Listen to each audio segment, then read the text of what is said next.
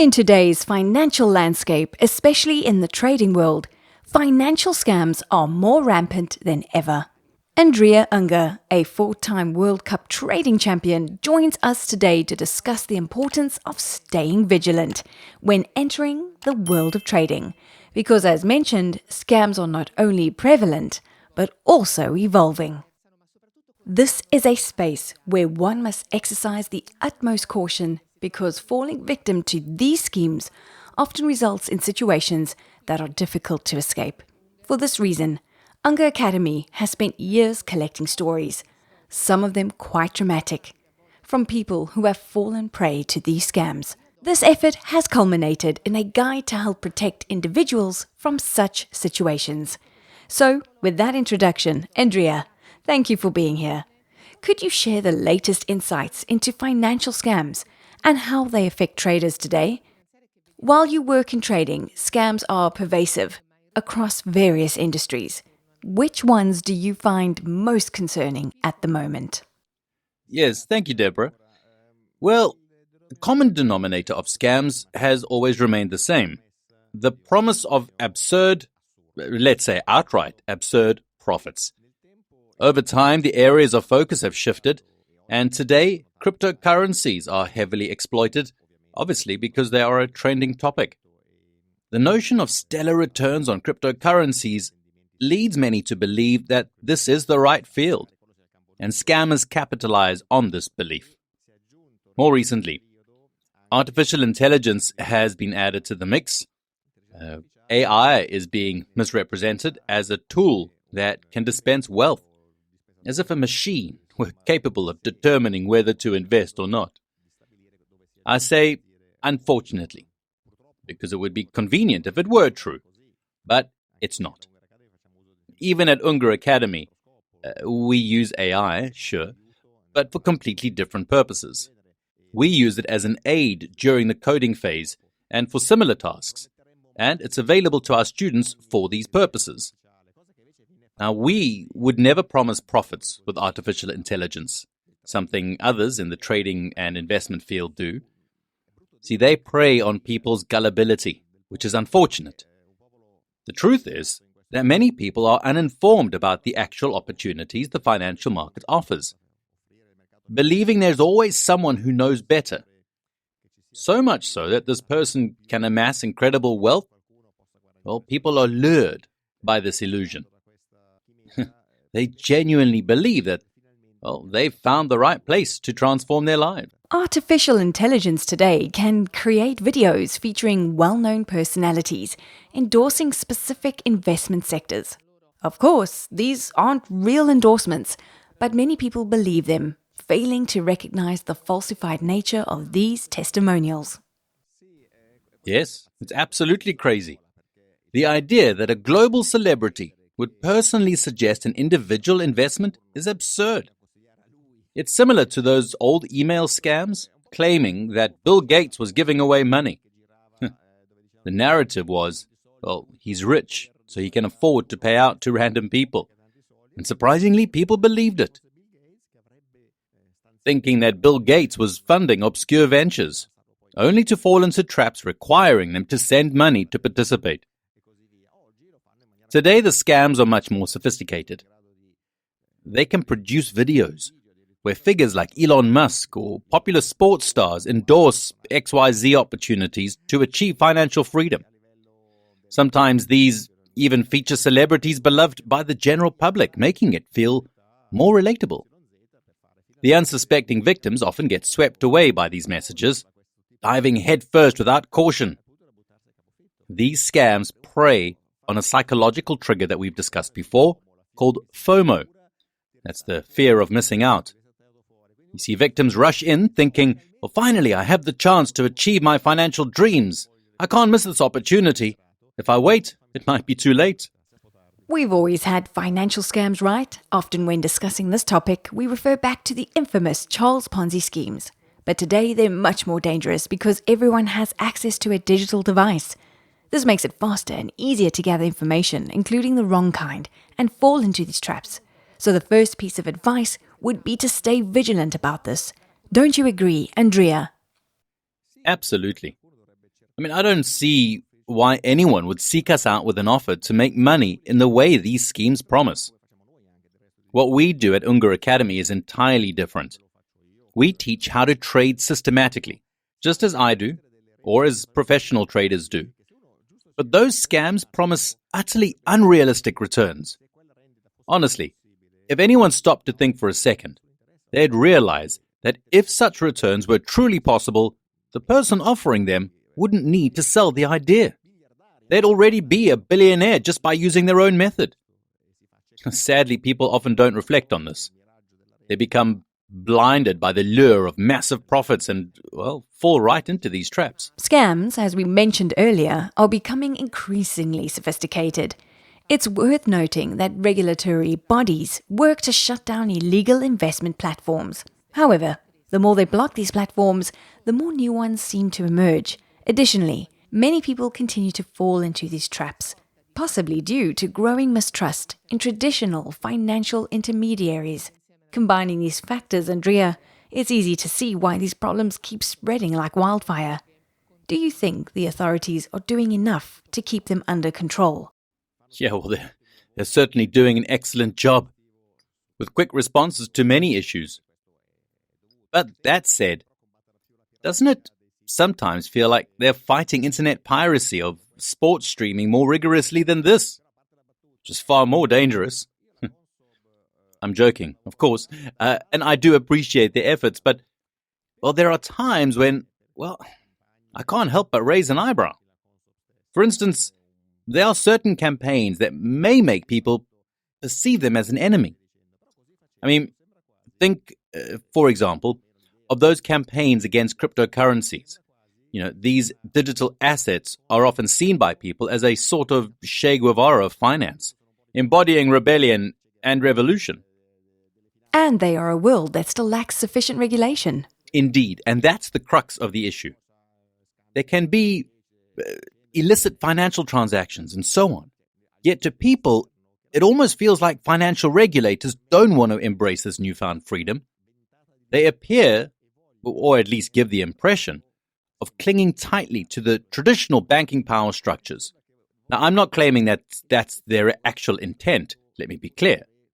But it does seem like they are defending their turf, aligning themselves with the institutions, which, let's face it, are often viewed as the bad guys. And you know that this perception isn't unique to finance. Anytime we talk about those in power, whether political or financial, the narrative often casts them as the enemy. It's a sentiment that resonates widely. So, it might seem like they're safeguarding their established fortress, while hindering the advent of this so-called freedom. Now, I'm not saying that these measures shouldn't be implemented. I'm certainly not in a position to pass judgment on government decisions, but I understand their reasons. What concerns me, however, is that during these battles, the image that should emerge, that of financial regulators as trustworthy guardians, is somewhat overshadowed. Many people tend to perceive them as defending their own interests, their own little garden, so to speak. And when someone unscrupulous comes along, offering them the opportunity to bypass these regulations and do what they've always wanted, they're tempted to fall for it. That's complicated for sure. And as we were saying earlier, these types of schemes are proliferating rapidly. Today, they target cryptocurrencies, which is why taking a stricter stance might sometimes be essential. Yes, and ultimately, everything ties back to financial education. In the situations we discussed earlier, I've received emails from people entrusting their money Complete strangers. Yeah, exactly, strangers. And completely dubious entities, names I've never even heard of. How is it possible that someone lacks even the most basic knowledge to evaluate the players in the market? I'm not even talking about distinguishing trustworthy ones, because even firms like FTX, which appear rock solid, turned out to be giants with feet of clay. However, at least FTX was a recognizable entity, like Binance is today, an exchange everyone knows and trusts. But how could someone wire money to something like CryptoGainer, a name I just made up right now, that no one has ever heard of? That pains me deeply. seeing how people fall into these hidden traps, having no awareness whatsoever about valid points of reference in the market. Based on my experience, people who find themselves in this situation often raise this objection. After all, even with traditional banking or other types of conventional investments, I still end up losing money. This usually stems from not receiving professional guidance, leading them to lump everything together. For many, it's all the same. Yes, but there's a big difference. Even there, I can accuse a traditional bank of overcharging fees or prioritizing their interests. I could say all this and perhaps be right or wrong, it doesn't matter. However, except in extremely rare cases, it's not like a traditional bank suddenly closes down and the manager runs off to Hawaii with my money. But that's the scenario we're discussing here. But that's not all. In this case, the same person who takes off with the money might even call back and say, "Send me more because I need to buy a drink." We've reached absurd levels here. You can't compare this to what some might label as a bank's scam, which isn't a scam, but rather their way of operating, perhaps debatable if you don't agree with their methods. But there are alternatives. Trusting a fraudster whose clear goal is to deceive you is not one of them. Even highly educated and well-prepared individuals fall into this trap. The underlying issue remains the same, the pursuit of quick, effortless profits, often completely disconnected from the market reality. People skip basic research, such as reading financial news or understanding what a typical investment yield looks like over a given period, and instead chase something that promises much higher returns. Exactly. This mindset also explains why cryptocurrencies have become such fertile ground for these illusions. We all know what happened in recent years with Bitcoin, the staggering gains it's achieved. Bitcoin's incredible performance is something we've all witnessed firsthand. It seemed like an unbelievable opportunity not so long ago. But then I still remember back in 2001 when I received an unexpected call at my office from an American offering NASDAQ investments. Now, for those who recall that era... That was during the dot-com bubble. Yes, yeah.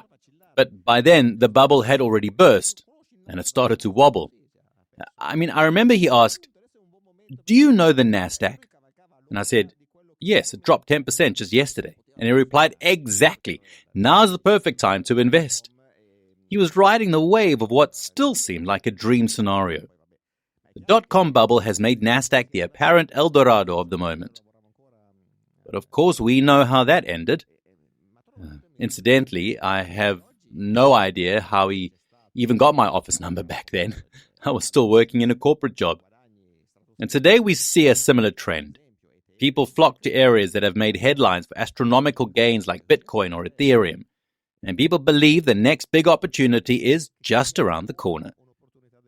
This mindset creates fertile ground for anyone willing to fuel these fantasies. But in most cases, this opportunity opens the door to a very cold, unwelcoming place, not the comfort people are hoping for. Unexpected surprises behind the door. Andrea, as mentioned earlier, you've collected numerous accounts of unfortunate experiences over the years, compiling them into a dossier. But today, you've felt an urgent need to create this financial scam protection guide. Why do you think it's important for someone like you, in such a specialized field, to offer these recommendations not just to your primary audience, but also to a broader one? There are two reasons, one moral and one selfish. The moral reason stems from the many emails I receive, as you mentioned, from people who have been left destitute and are pleading for help. Unfortunately, there's nothing I can do to recover their funds or help them regain it through trading. I recall an email from someone who lost $300,000 and was left with just $1,000 asking how to recover. Thought, hey, if I knew how to turn $1,000 into $300,000, we wouldn't even be having this conversation. The best I can hope for is to prevent similar cases in the future, hoping that someone flipping through our guide will recognize a suspicious scheme. They might think, this sounds a lot like that call I got recently. Let me double check. Then there's the selfish reason, which is tied to the generalization that anyone involved in financial markets is labeled as a scammer. Now, this paints me and many of my colleagues in financial education as the next potential con artist. And I hope our actions clarify that we are far from that. More in general, it's crucial to educate people about fraud. how these schemes unfold, and most importantly, how to avoid them. The first step is basic financial awareness.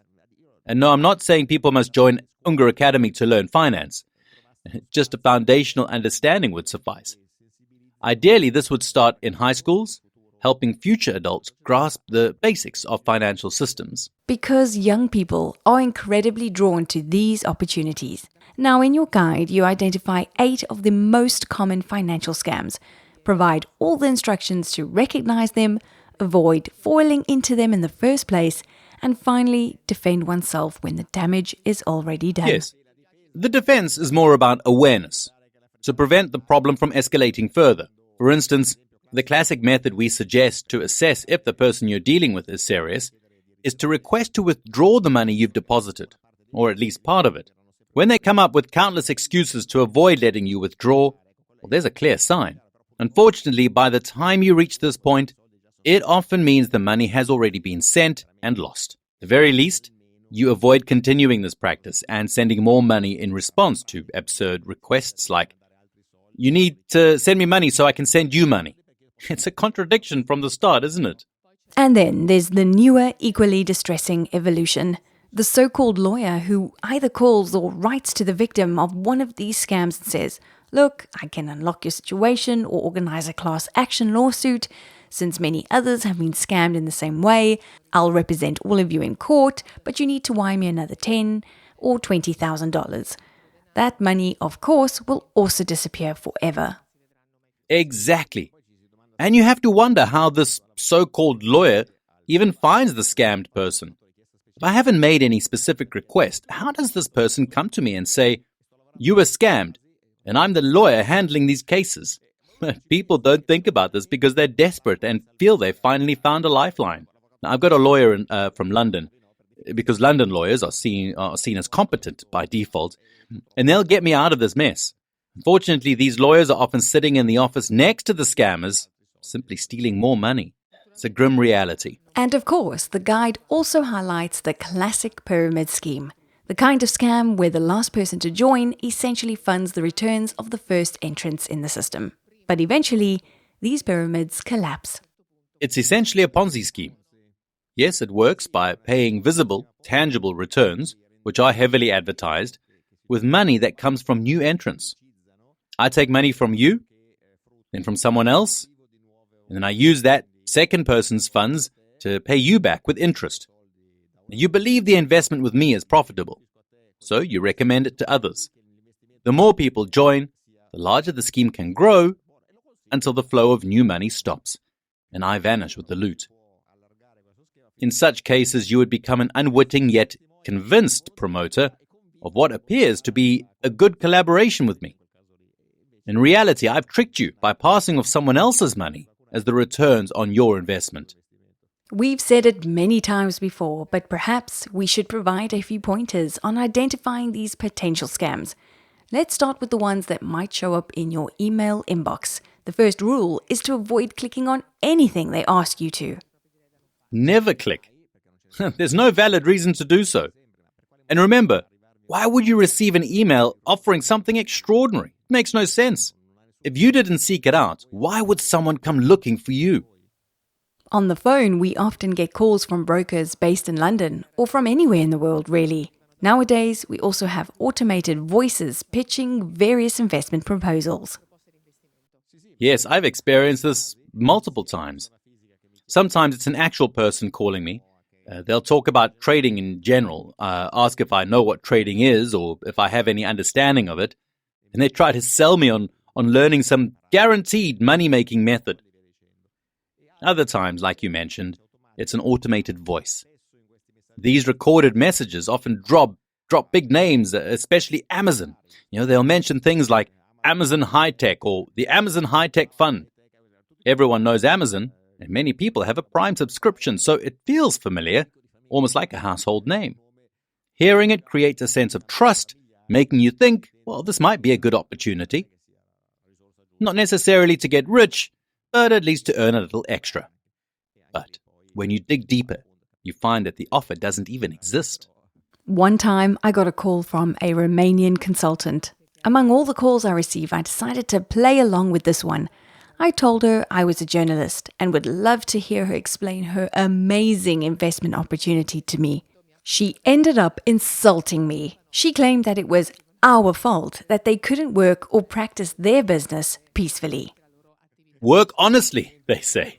Exactly. And of course, there are also investment proposals coming through WhatsApp or SMS. These are often scams disguised as messages from your bank asking you to click a link to unlock your account. Yes, that's classic phishing. You're sent a link, and when you click on it, you're taken to a login page, and there they usually ask for your credentials. You think it's legitimate, so you input your username and password, and this is a scheme to steal your login information. Thankfully, things are less risky now due to measures like two-factor authentication. With 2FA, not only do you need your password, but you also have to confirm access on your phone or through another method. It's not foolproof, but it does add a good layer of security. A practice that many find annoying because it feels excessive. Yeah, I got very annoyed too. But I understand it's definitely a way to protect myself. It also makes me feel safer knowing that, for instance, that to confirm a bank transfer, I have to verify it on my phone. And this way, I imagine that if someone were to access my bank account, they wouldn't be able to make a transfer without my confirmation. Andrea, let's wrap up this conversation. It could go on for hours. I think we should reiterate the core message. Healthy trading is key. It's not about generating mind-blowing profits, although that can happen. But behind those opportunities are study, method, and preparation, as we've emphasized countless times. Well, for example, to make the time spent with the Academy more enjoyable, if I can use such a grand term, we organize contests like Trader of the Month. There's a winner, and we reward them and discuss their performance. Of course, since it is a small competition, these performances tend to be remarkable, but they are far from typical. We've always emphasized setting realistic expectations. Now, while there are instances of remarkable monthly results from students who earn significant sums, undoubtedly through diligent work, these are exceptions, not the norm. It's important for everyone to focus on what is typical, aiming to create a better understanding of what's generally achievable. Of course, some may outperform and others may be less fortunate. However, aiming for a 100% annual return should not be an expectation. That level of success can happen occasionally, maybe even 2 or 3 times. I myself achieved a 672% return in a single year. But such extraordinary results are reached over time with consistent Yes, but study they're still and extraordinary outcomes, uncommon and not always replicable. Wow, there's so much more to discuss, but I think we've conveyed the key messages. Many of these ideas are covered in your guide. Financial Scam Protection Guide, the 8 most common financial scams, how to identify and avoid them, published by Unger Academy. Andrea, this guide isn't just available in print, is it? Well, getting the guide is very simple and free. It's no scams involved. Right below this video, just comment scam and we'll send you a PDF copy of the guide. It's super easy. You don't need to call us or do anything else. Just write scam and you'll have the guide in no time. I mean, yeah, nothing could be simpler. We really hope that thanks to efforts like yours, these scams will continue to diminish. Thank you, Andrea Unger. I hope so too. Thank you, Deborah. 4-time world trading champion, Andrea Unger. Take care, everyone.